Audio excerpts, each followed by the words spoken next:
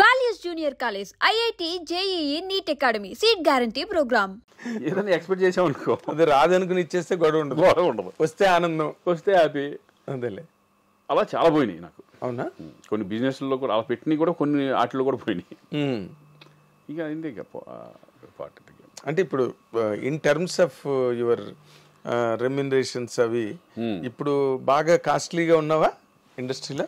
డెఫినెట్గా కొంచెం ఉంటుందిగా. ఉంటుంది.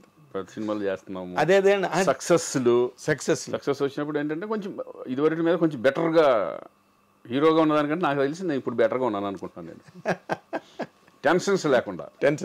డబ్బు కంటే ఇంపార్టెంట్ ఏంటంటే ఇక్కడ మనకి టెన్షన్స్ ఉండకూడదు. ఇక రెస్పాన్సిబిలిటీ 25 సంవత్సరాలు తీసుకున్నాం, 25 years వరకు ఆల్మోస్ట్ నీకు హీరోగానే చేసుకుంటూ వెళ్ళాను కదా. అవును. ఇప్పుడు రిలాక్స్డ్గా చక్కగా మా రోషన్ గారు వచ్చిన తర్వాత వాడు చూసుకుంటూ మనం అలా తన కెరీర్ని చూసుకుంటున్నాం. మన సినిమాలు మనం చేసుకుంటూ మధ్య మధ్యలో కోట బొమ్మలు లాంటి క్యారెక్టరైజ్ మంచి సినిమాలు వస్తే హీరోగా ఒక డిఫరెంట్ కాన్సెప్ట్లో వెళ్దాం అనే ఉద్దేశం కూడా ఉంది. 2-3 జరుగుతున్నాయి మన ప్రాజెక్ట్స్. ఓకే. నేను హీరోగా చేసేది, బట్ డిఫరెంట్ కాన్సెప్ట్ వెళ్దామని. ఓకే. కొత్తగా క్యారెక్టరైజేషన్ కొత్తగా ఉండాలి, మన పర్ఫార్మెన్సెస్ కానీ మనం సోలోగా మనం. ఎందుకంటే ఇప్పుడు ఓటీటీలు వచ్చినాయి, కొంచెం అడ్వాంటేజ్. బాగా ఇదివరకు కంటే ఇప్పుడు బాగా అడ్వాంటేజ్. ప్రొడ్యూసర్లకి చాలా అడ్వాంటేజ్ కదా. అలా నాకు 2-3 అవి జరుగుతున్నాయి. ఇవి కూడా సెలక్షన్ చక్కగా నీట్గా చేసుకుని వెళ్దాం అంతే. అదేలే. అంటే ఇప్పుడు ఎవరైనా ఒక కొత్త డైరెక్టరు ఒక కొత్త కాన్సెప్ట్ పట్టుకొస్తే నువ్వు ఎంకరేజ్ చేస్తావా? 100% డెఫినెట్గా. కొత్త డైరెక్టర్లు కదా, వీళ్ళు మళ్ళీ సరిగ్గా హ్యాండిల్ చేస్తారు. నేను ఎక్కువ చేసిన వాళ్ళే, చిన్న వాళ్ళు చాలా చేశాను నేను. అలా ఏమిడో కానీ కొత్తగా ఉంటే డెఫినెట్గా నేను చేయడం జరుగుతుంది. అదేలే. ఆ రోజుల్లో నువ్వు అందరితో ఒక రాఘవేంద్రరావుతో లేదా దాసనారాయణ గారితో యాక్ట్ చేశాను, బట్ ఆయన డైరెక్షన్లో చేయలే.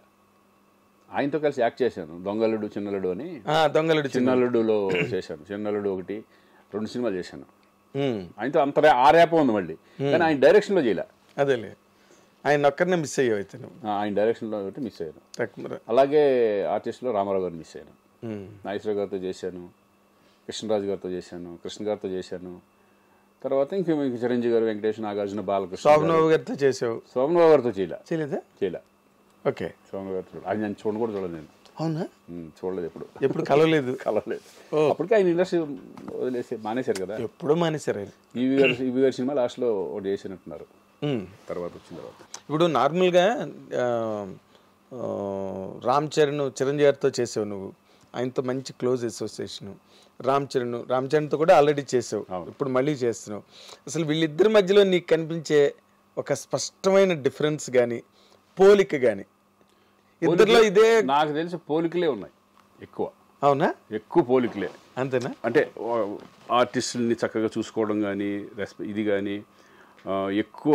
అంటే చాలా ఎలా ఉంటుందంటే ఇప్పుడు అన్నయ్యతో చేసినప్పుడు ఆయన కష్టపడే విధానం ఇవన్నీ కూడా చరణ్లో ఉంటాయి. కష్టపడే విధానం చరణ్లో ఉంది. ప్లస్ కామన్ ఏంటంటే చక్కగా ఇప్పుడు మామూలుగా చూసుకుంటే భోజనాల దగ్గర కానీ ఆర్టిస్టుని బాగా చూసుకోవడం కానీ, ఫుడ్ అందరికీ చక్కగా బాగా వచ్చిందా లేదా, బాగుంటుందా లేదా యూనిట్లో చూసుకోవడం, ఇవన్నీ కూడా ఆయనకి ఉంది. చరణ్ కూడా సేమ్. ఓకే. సేమ్.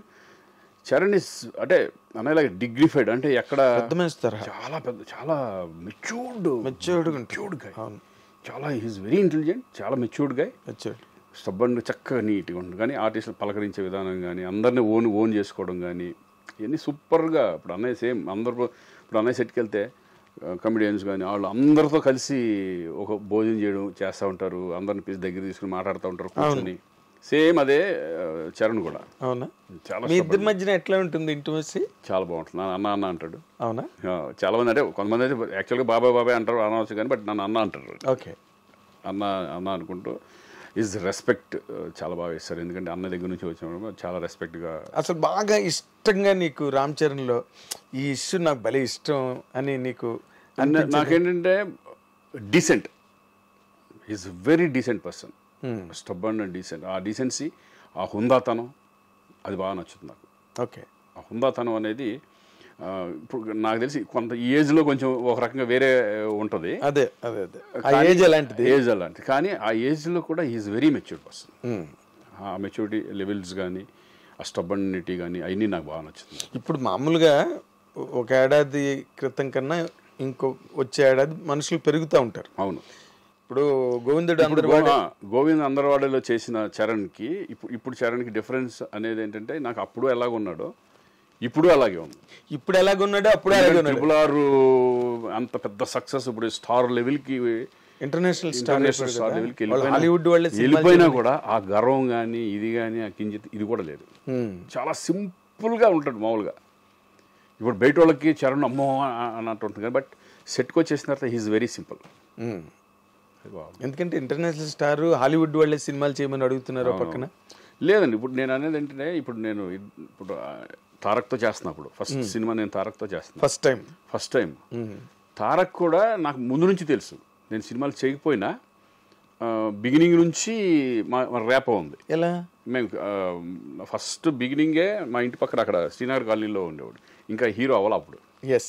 అప్పటి నుంచి తెలుసు నాకు. అప్పుడు ఆయన ఏంటంటే ఎనర్జీ లెవెల్స్ ఎక్కువ. టప మాట్లాడతా చక్కగా గోల చేస్తూ ఉంటాడు. అది ఇప్పటికి తగ్గల. అవునా? ఇప్పుడు అదే సరదా అదే గోలగా ఉంటాం. ఒకసారి ఏడిపించడం ఈ టైప్లో. అంటే వాళ్ళు మారలా, యాజ్ ఇట్ ఈజ్ అలాగే ఉన్నారు. ఇమేజ్ పరంగా ఇమేజ్లు మారుతాయి కానీ పర్సనాలిటీ మారలా. అదే మనుషులుగా అలాగే ఉన్నారు, పర్సనాలిటీ మారలా. అది నాకు బాగా అదే. ఇప్పుడు ఉన్న యంగర్ జనరేషన్ లో అందరు హీరోలతో చేసావు కదా నువ్వు. ఆల్మోస్ట్ మహేష్ బాబుతో చేయలే, ప్రభాస్ వీళ్ళతో కొంతమందితో చేయలే. అంటే చాలా స్టార్ట్ అయింది కదా నాకు. చేద్దాం మొన్న అఖండతోనే కదా ప్రారంభం. అవును, మొన్న కదా సెకండ్ ఇన్నింగ్స్. అంతే, సెకండ్ ఇన్నింగ్స్ కదా. అంతే, సెకండ్ ఇన్నింగ్స్ లాగా బోనస్ అనుకుంటాం. అంతే, బోనస్ కరెక్ట్. ఇది ఈ వర్డ్ కరెక్ట్, బోనస్. ఎందుకంటే ఊహించని మలుపు. అదేంటి నా మెంటాలిటీలో ఏంటంటే నేను ఇండస్ట్రీలో ఉండాలి అనేది మెంటాలిటీ ఉంది కాబట్టి నేను ఇమేజెస్ కానీ వాటికి పోకుండా చక్కగా మనం ఉన్న దాంట్లో హ్యాపీ ఫ్యామిలీ సెటప్ లాగా వెళ్తున్నాం అంతే. ఎవరు అడిగినా అంటే మహేష్ బాబుతో ప్రభాస్ ఇంతవరకు ఛాన్సులు రాలేదా? రాలా, ఇప్పుడే వచ్చి మిస్ అయ్యాయా? లేదు, రాలా. ఇప్పుడు అనుకోలేదు అంటే తారక్తో నేను అనుకోలేదు, ఎక్స్పెక్ట్ చేయలే. ఇప్పుడు దేవరాలో తారక్తో వచ్చింది అవకాశం. అలాగే చూసి అవి కూడా ఎప్పుడన్నా వస్తాయి, చూద్దాం. మంచిగా తప్పకుండా వస్తాయి. ఎందుకంటే అసలు బేసిక్గా నాకు ఎప్పుడు ఒక డౌట్, నేను మనం రాసే టైంలో రైటింగ్ జర్నలిజం టైంలో కూడా అడగలేదు నేను, అసలు నువ్వు ఇండస్ట్రీకి రావడానికి మీ ఫ్యామిలీలో ఎవరైనా సినిమా ఇండస్ట్రీకి సంబంధించిన వాళ్ళు ఉన్నారా? అసలు లేదు. అసలు ఎందుకంటే నేను పుట్టి పెరిగింది కర్ణాటకలో. అసలు నాకు టచ్చే లేదు ఎవరు. నా రిలేటివ్స్లో కూడా ఎవరు లేరు. ఎవరు అసలు ఏం తెలీదు. ఓకే, మీదేంటి వ్యవసాయ కుటుంబమా? వ్యవసాయ కుటుంబం, రైతు కుటుంబం. ఓకే. నాన్నలు అప్పట్లో లాంగ్ బ్యాక్ అక్కడికి వెళ్ళిపోయి సెటిల్ అయ్యారు అనమాట. కర్ణాటకకి వెళ్ళి. నేను పుట్టింది అక్కడే. బ్రదరు, నా తమ్ముడు అందరూ అక్కడే, నేను అక్కడే పుట్టాను. నేను పుట్టక ముందు ఒక 20 సంవత్సరాల క్రితం వెళ్ళిపోయాడు. కారణం అదే వ్యవసాయం. అప్పట్లో తుంగభద్ర మొత్తం తెలుగు వాళ్ళందరూ ఇక్కడ నుంచి ఇక్కడ అమ్ముకుంటే అక్కడ ఒక 5 ఎకరాలు 6 ఎకరాలు 10 ఎకరాలు 20 ఎకరాలు అట్లా వచ్చాయి. అలా ఇక్కడ ఇచ్చేసేసి అక్కడికి, ఎందుకంటే అగ్రికల్చరల్ రైతు కుటుంబం ఎలా ఉంటుందంటే ఎక్కడ నీళ్లు ఉంటే అక్కడికి వీళ్ళు వెళ్ళిపోతూ ఉంటారు. మన తెలుగు వాళ్ళు. అవును, తెలుగు వాళ్ళు ఉన్న గొప్పదనం ఏంటంటే వ్యవసాయం ఎక్కడ ఉంటే వాళ్ళు అక్కడ ఉంటారు. అది కర్ణాటకలో మేమనే కాదు, చాలా మొత్తం తెలుగు వాళ్ళే ఉంటారు చాలామంది. అంతా మైగ్రేటెడ్. ఓకే. ఎందుకంటే వ్యవసాయం మీద అంత ఇష్టం వాళ్ళకి.